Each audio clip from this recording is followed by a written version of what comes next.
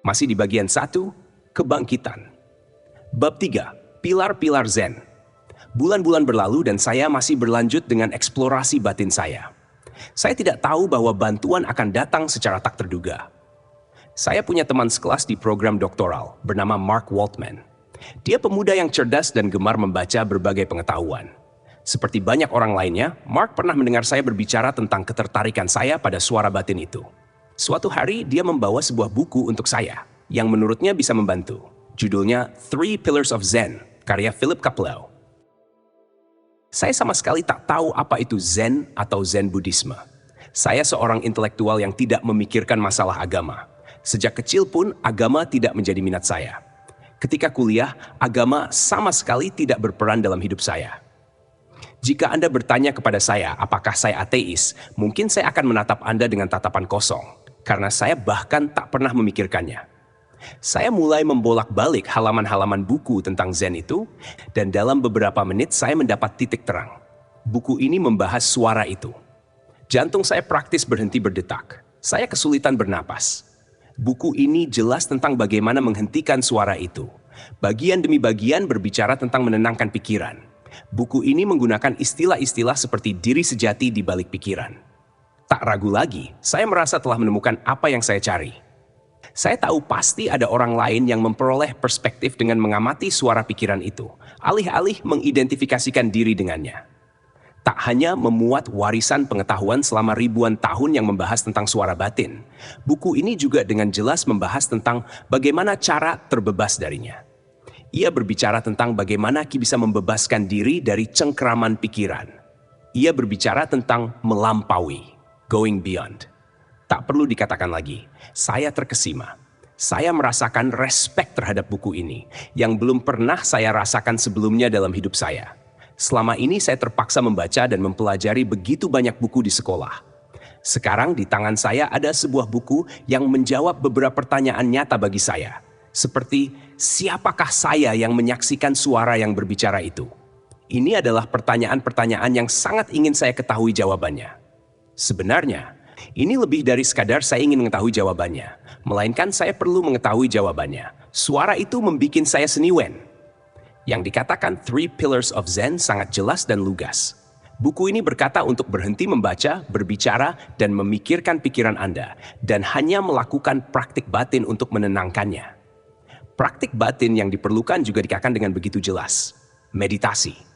Bahkan sebelum tahu apa itu meditasi, saya telah mencoba duduk sendirian untuk membuat suara itu berhenti bicara, tapi tak pernah berhasil.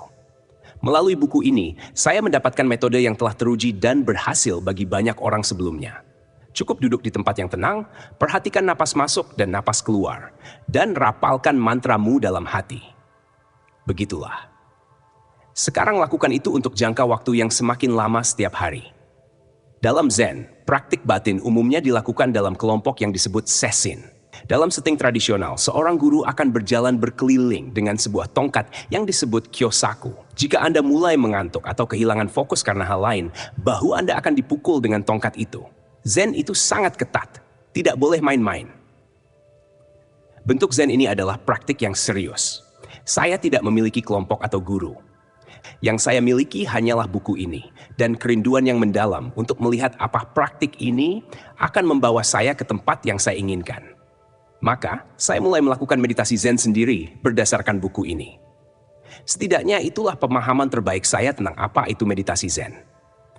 Awalnya saya duduk selama 15 atau 20 menit setiap hari. Dalam seminggu saya meningkatkannya menjadi setengah jam, 2 kali sehari. Tidak ada kilasan cahaya atau pengalaman yang mendalam yang saya alami. Tetapi berkonsentrasi pada napas dan mantra jelas mengalihkan kesadaran saya dari gencarnya ocehan suara itu. Jika saya membuat suara mental itu mengatakan mu, ia tidak bisa mengatakan seluruh hal pribadi seperti biasanya. Saya segera mulai menyukai praktik ini. Saya menantikan waktu-waktu yang saya sisihkan sepanjang hari untuk bermeditasi. Baru beberapa minggu saya menjalani eksperimen saya dengan meditasi Zen ketika Shelley dan saya memutuskan untuk pergi berkemah. 4 orang teman bergabung bersama kami dan bersama-sama kami mengendarai van ke Ocala National Forest selama akhir pekan. Van saya adalah V-Way Camper, yang membuat perjalanan akhir pekan mudah dilakukan. Tetapi perjalanan ini tak akan menjadi sekadar perjalanan berkemah. Perjalanan ini ditakdirkan untuk memberikan dampak yang begitu besar pada hidup saya. Kami menemukan sebuah tempat terpencil di hutan yang mengarah ke sebuah area lahan basah yang masih perawan. Begitu van diparkir, kami diliputi ketenangan dan keindahan tempat itu. Saya langsung tahu bahwa ini tempat yang bagus untuk bermeditasi. Saya seorang pemula, tapi saya sangat serius melakukan praktik batin dan mencari tahu apa jadinya jika suara itu benar-benar berhenti. Saya bertanya kepada Shelly dan teman-teman kami, apakah saya boleh meluangkan waktu sendirian?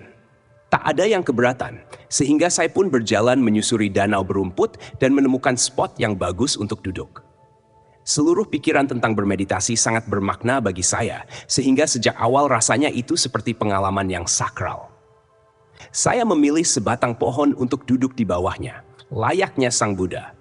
Kemudian, secara dramatis, saya berkata pada diri sendiri, aku tak akan membuka mata sampai mendapat pencerahan. Yang terjadi di bawah pohon hari itu begitu dahsyat, sehingga bahkan sekarang tubuh saya gemetar dan mata saya berkaca-kaca hanya dengan memikirkannya.